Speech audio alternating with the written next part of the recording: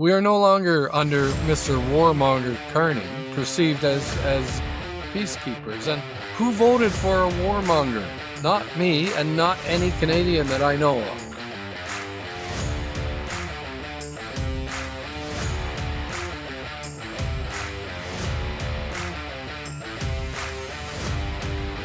This week on Behind the Headlines, Carney snaps at a reporter for questioning about Donald Trump. But the real story, it's not what you think.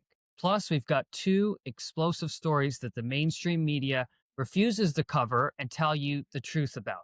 We're also going to talk about the internal chaos that could see Carney lose 5 MPs. And finally, why Canada, the so-called peacekeeping nation, is being brutally sidelined by Ukraine-Russia peace talks. But before we get to it, do us a favor, like, subscribe, and follow us on TikTok, Apple, and Instagram. And hey, while you're there, please leave us a comment because we want to know what you think. So let's get right to it. Canada's trade relationship with the United States seems like it's been on life support for the last little while, and really nobody has been talking about it. We've all been focused on Carney's budget drama, but the real headline this week was way bigger, and that's our trade ties with the United States could be falling apart.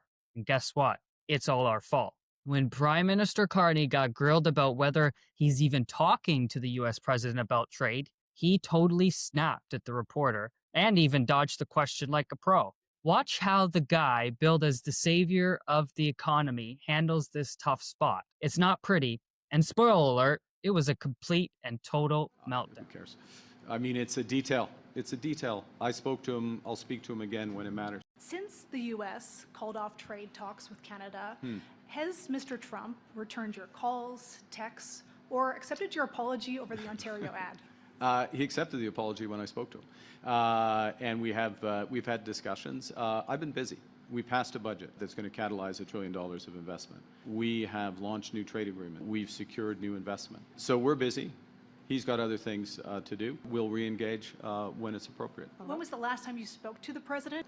Who cares? I mean, it's a detail. It's a detail. I spoke to him. I'll speak to him again when it matters. I look forward to speaking to the president soon, but I don't have a burning issue to speak with the president about right now. When America wants to come back and have the discussions on the trade side, we will have those discussions. And so you just saw that interesting clip of the prime minister totally losing it at a reporter over some questions. Now, I'm not usually one to stick up for the CBC, but I think most importantly, you've got a prediction that nobody else is going to be talking about for a little while anyways. What does this moment tell you about Carney's leadership and the future of Canada-US trade? Well, it tells me that he knows something that he's not telling the rest of us, and that is that Kuzma is dead.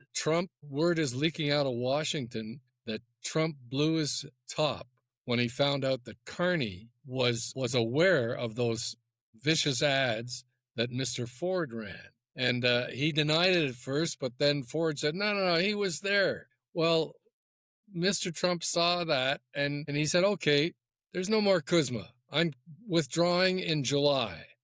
And we're going to renegotiate a bilateral agreement with both Canada and Mexico. The problem with that is that we've got 2 million jobs that are reliant on Kuzma. Mr. Carney doesn't seem to care with his word salad remarks there to the CBC. Yeah, it's incredible. You know, what I'm about to tell the audience is something that the mainstream media is not going to say, because Donald Trump needs to be the bad guy. They need Orange Man to survive as the boogeyman.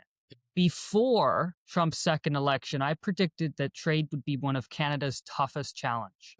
And I said the best way to deal with Donald Trump was to actually read The Art of the Deal. It is the book that he wrote himself that lays out his negotiation strategy. During Canada's campaign, the Liberals blamed almost every problem on Trump. And Trump didn't mind that because he knew that Carney needed to win. But here's the truth. Trump isn't wrong about the challenges that Canada and the United States face. We do need to invest in our military, secure our borders, and fix trade issues that have been hanging over us since the Clinton administration. Are we doing that? Yes, but we need to do more. And what many Canadians don't realize is that tens of millions of Americans voted for Trump to do exactly what he's doing. So no matter what happens in the midterms, the Supreme Court rulings, congressional debates, Trump has largely achieved what he set out to do.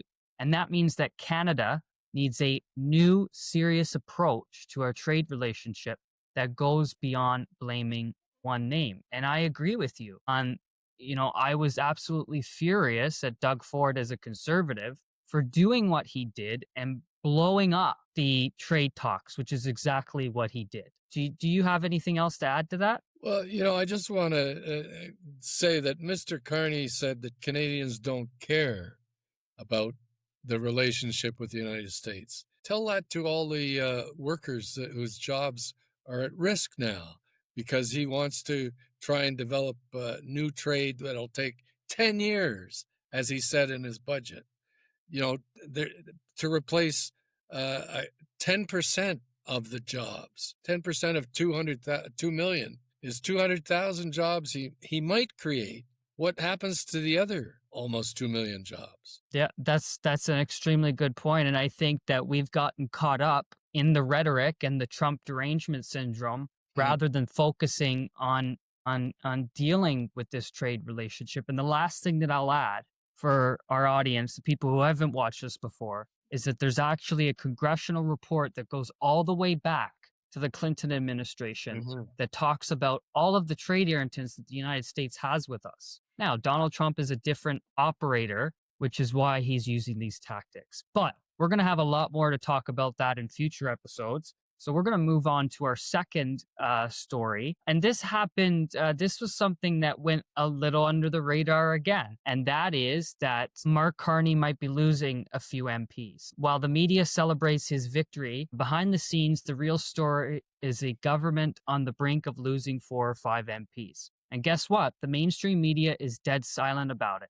We're pulling back the curtain on the cracks waiting to split this fragile minority apart. So stay tuned, because the political meltdown that nobody's talking about could change everything for this government. So let's watch Wyatt Claypool for a minute, and he lays it out perfectly for us. And you remember, there's a bunch of Liberal MPs who are likely to resign from office, and that gets basically no coverage from our Liberal media.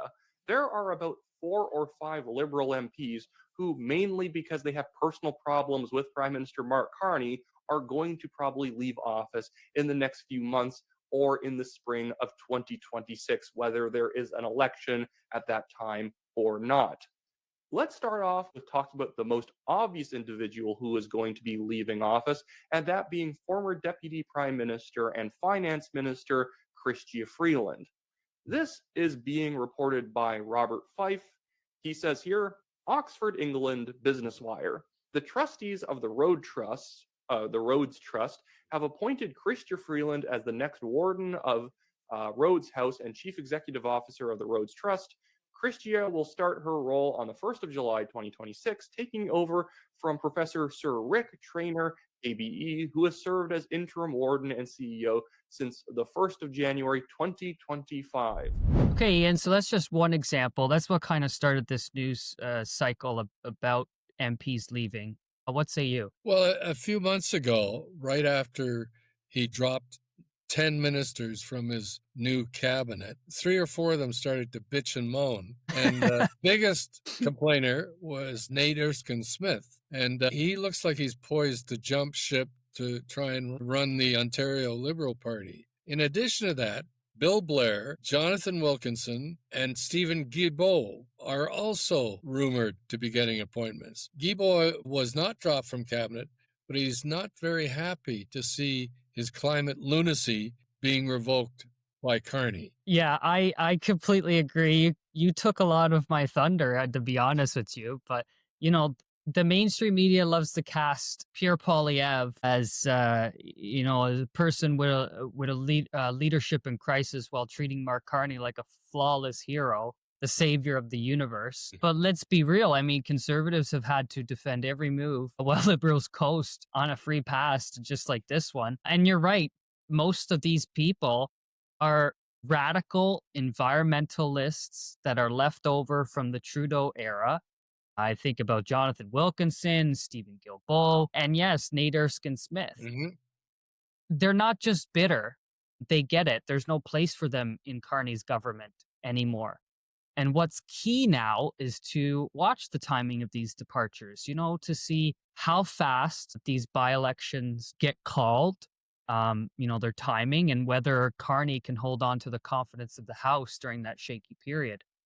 Well, What do you think? here's my prediction, is these appointments will be made just before Carney calls the next election. With Freeland going to London in July, he can appoint these other people in August, let's say, and not have to call by-elections if he calls a September fall election. And they're all safe Liberal seats, according to the Liberal Party. And so, they think they can find candidates to run in those seats and hold them. Well, maybe they can, maybe they can't. We look back at St. Paul's, one of the safest seats in Canada, in Toronto, and they lost it to the Conservatives in a by-election a couple of years ago. Yeah.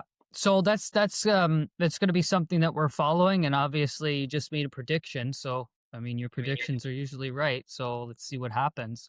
So we're going to move on to our third and final topic, which is, I think it's going to be one of the biggest stories heading in worldwide for the next week. Canada just got completely shut out of the biggest peace talks on the Russia-Ukraine conflict, and nobody's even talking about that.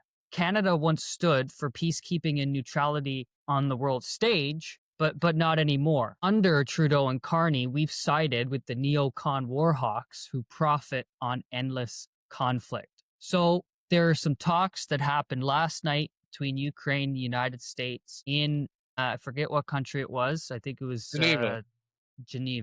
Thank you. It was in Geneva. We're going to watch a clip of the Secretary of State, Marco Rubio, talking about how those talks went. And then we're gonna take a deep dive into this right after. All right, we had a very good day today. I think we made a tremendous amount of progress, even from the last time I spoke to you, and I apologize for keeping you waiting, but there was more work to be done. Now, obviously, like any final agreement, they'll have to be agreed upon by the presidents, and there are a couple issues that we need to continue to work on. But I think the report today is that I think today was worthwhile. It was very, very, it is probably the most productive day we have had on this issue. Maybe in the entirety of our engagement, but certainly in a very long time. Oh, it was very positive. I'm telling you, today was the most productive day we have had. Ungrateful earlier. Well, today, and we've talked to him since, I think he's quite pleased at the reports we've given him about the amount of progress that's been made.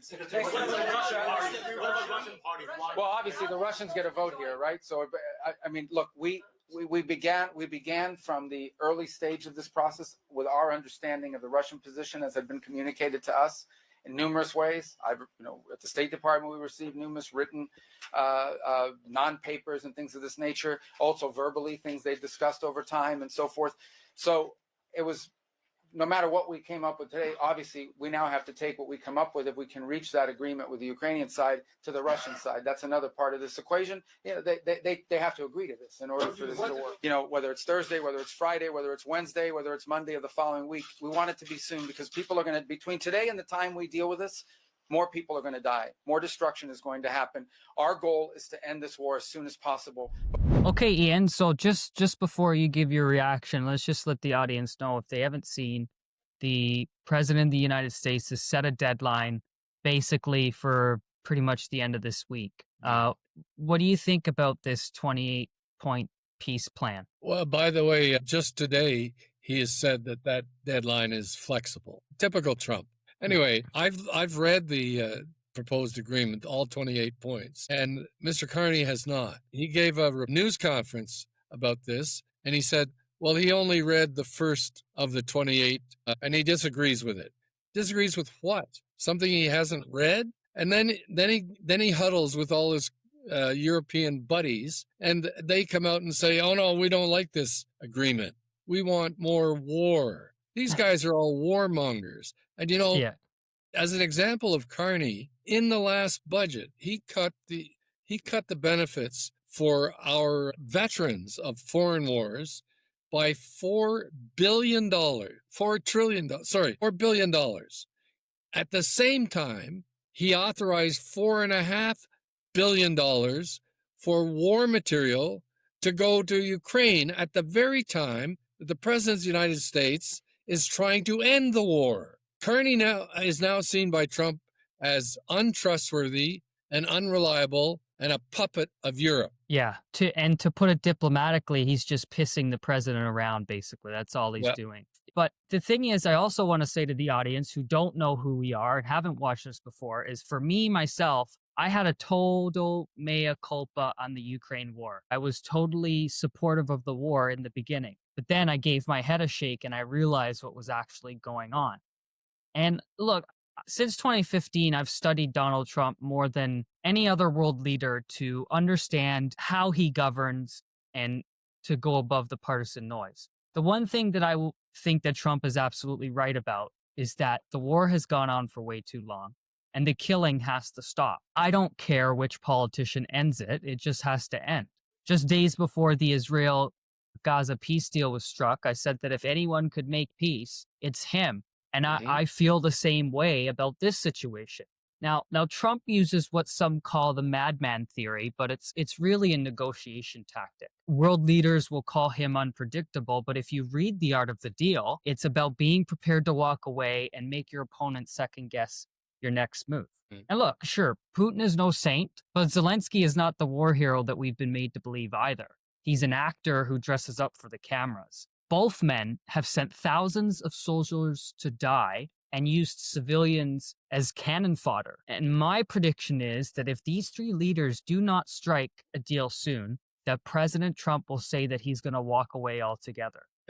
Well, I know from talking to immigrants to Canada over the last number of years that a number of them were attracted to Canada because we were known worldwide as the peacemaker. And, Mike Pearson, one of our prime ministers, won a Nobel Prize for inventing the peacekeeping force for the United Nations. And it was a Canadian general who he appointed that ran the first peacekeeping force. And, we are no longer under Mr. Warmonger Carney, perceived as peacekeepers. And who voted for a warmonger? Not me, and not any Canadian that I know of. Yeah, I completely agree. It's really sad for our country because when Canadians go abroad and they see that Canadian flag on our luggage or, a Canadian flag on our shirt, one of the reasons why I'm so proud to wear this lapel is that we used to be that great country. We used to be the country that would come in and be a neutral party and bring an end to these conflicts. Some would say that we would clean up the mess that the United States would leave when they would bomb the shit out of a foreign land and then get the hell out of there. But with that, that's the end of our show. Thank you, everyone, for the reaction that you gave us last week. And if you want to continue to get the story behind the headlines, please remember to like this video, comment below, and most importantly, subscribe on YouTube, Apple Podcasts, and even TikTok. Next time. See you.